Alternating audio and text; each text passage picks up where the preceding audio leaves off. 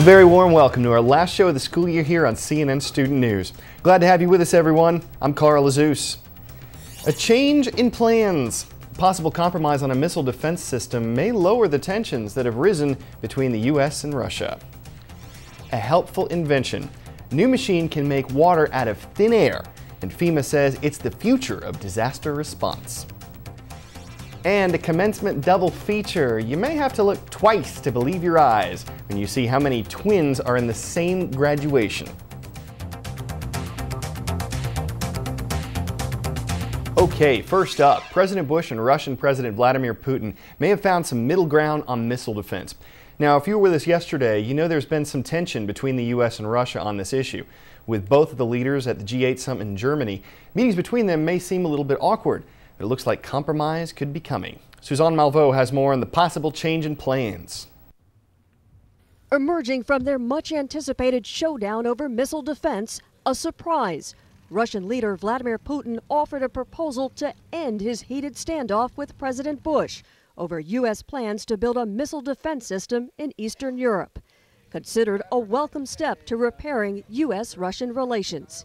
He made some interesting suggestions. The suggestion to cooperate with the United States in building the missile defense shield, but on Russia's terms. This will create necessary grounds for common work. While President Bush envisions putting a radar in the Czech Republic and 10 missile interceptors in Poland to confront potential missile launches from rogue states, Putin sees this setup in his own backyard as a threat to Russia's security. Instead, Putin wants to use an old Soviet-built radar system already based in Azerbaijan, which it shares with that government. This would give Russia some involvement in detecting threats. After Putin laid out his plan, National Security Advisor Stephen Hadley huddled with the president's team. U.S. Secretaries of Defense and State will meet with their Russian counterparts to study the plan in the weeks ahead. Putin suggested that if he got his way, he would no longer have to consider aiming his arsenal at Europe. This will make it possible for us not to change our stance on targeting our missiles. With the chill thawing now between these two, the talk of Cold War was replaced with talk of a summer trip. I told Vladimir we're looking forward to having up to my folks' place in Maine in the beginning of July. But Mr. Bush's next stop on this trip is Poland, the site where he wants to put those missile interceptors, an idea that Putin is dead set against. Suzanne Malveaux, CNN, Rostock, Germany. Today's shout-out goes out to Mr. Brown's 7th and 8th grade classes at Bethany Charter School in Silverton, Oregon. Which state hosted 2 presidential debates this week? If you think you know it, shout it out. Was it New Hampshire, Iowa, Connecticut, or Utah? You've got 3 seconds. Go!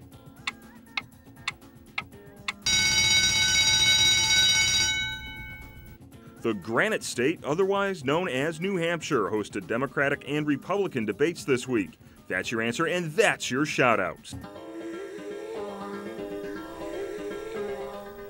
Okay, now the stage was full in both of those debates, with 8 Democrats and 10 Republicans hoping to stand out from the crowd. Cameras turned on and the country tuned in to watch the White House hopefuls square off on the issues. So what did they have to say? We'll find out in our Week in Review. It starts right now.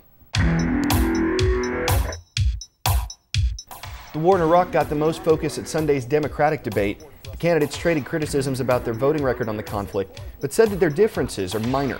One thing they all agreed on, making sure every American can get health insurance. It was the Republicans' turn on Tuesday, and immigration was the hot topic there. But the war got some time in the spotlight too. Most of the contenders defended the invasion of Iraq and said they support the U.S. commitment there. Back in Washington, a federal jury charged Congressman William Jefferson with 16 crimes. In 2005, the FBI found $90,000 stashed in the freezer of one of Jefferson's homes. They say the frozen funds are part of $500,000 in bribes the Louisiana lawmaker has taken. Jefferson's lawyer says he is innocent of the charges. But he has agreed to step down from his congressional committee assignment. Tuesday, the House of Representatives ordered its ethics committee to conduct its own investigation to see if Jefferson should be expelled for alleged corruption. Turning to the Middle East now, the Persian Gulf has been suffering through one of the worst tropical storms in decades. A cyclone, which is what hurricanes are called in the Indian Ocean, has been pounding this region. More than 25 people are dead, another 26 reported missing after the powerful storm roared through parts of Oman and Iran. Even after it was downgraded to a tropical depression, authorities warned people to steer clear of the shore to be safe.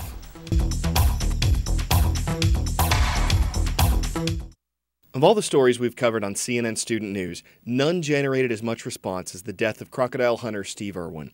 Through the emails of viewers worldwide, we saw firsthand the impact he had on you, your teachers, and parents. And that's undoubtedly part of the reason why Miss Caruth of Jackson Hole Middle School in Jackson Hole, Wyoming, suggested Steve Irwin's death as one of the top stories of the school year.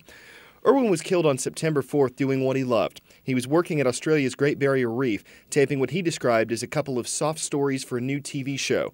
That's when he encountered a stingray. The animal's barb struck him in the chest, piercing his heart, and despite their quick work, rescuers were unable to resuscitate him. Funerals and remembrance ceremonies across the world were a testament to how much the zoologist and TV host was loved. I had the best daddy in the whole world, and I will miss him every day. And Irwin's father, Bob, said Steve wasn't like a typical son. He was more like a friend. Millions of fans worldwide felt the same way. A word to the wise: humidity, the amount of moisture in the air, dampness. All right, if you've ever seen a magician make something disappear into thin air, you got to admit that's a pretty cool trick. Well, how about making something out of the air? The Federal Emergency Management Agency, or FEMA, says that magic act could be a big help when disaster strikes. Eric English of WPTV reports on an invention that squeezes the sky to turn humidity into water. Now, today is a fantastic day for making water. For anyone who doubted you could squeeze water from the hot, humid Florida air, here's your proof. There's the water. David Murphy says his company's found a way to pull more than 1,000 gallons of water from thin air. FEMA officials proudly displayed the latest in air-to-water technology, all mounted on a mobile platform, ready to supply fresh water wherever it's needed. We are convinced that this is an incredible innovation that will be the future of disaster response. Operators fill 5-liter bags with safe drinking water, all captured from the surrounding atmosphere.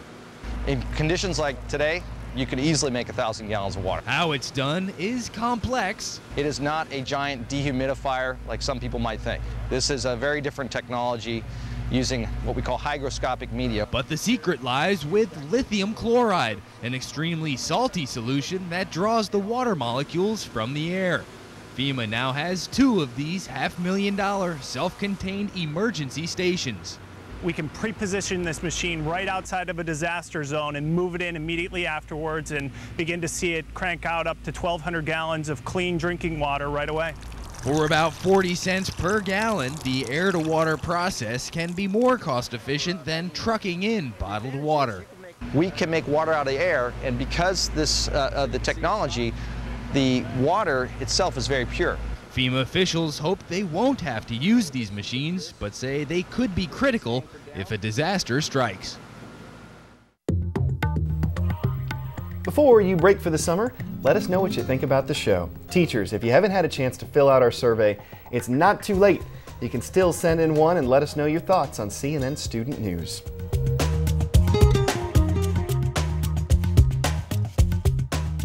And before we go, a commencement in California that's a twin bill. You might do a double take when you see this group of graduates. That's because 8 sets of twins, 8 sets, are in Red Bluff High School's class of '07.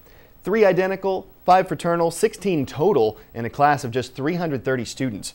From diapers to diplomas, these similar-looking siblings say they've struggled with the biggest twin trouble, being called the wrong name.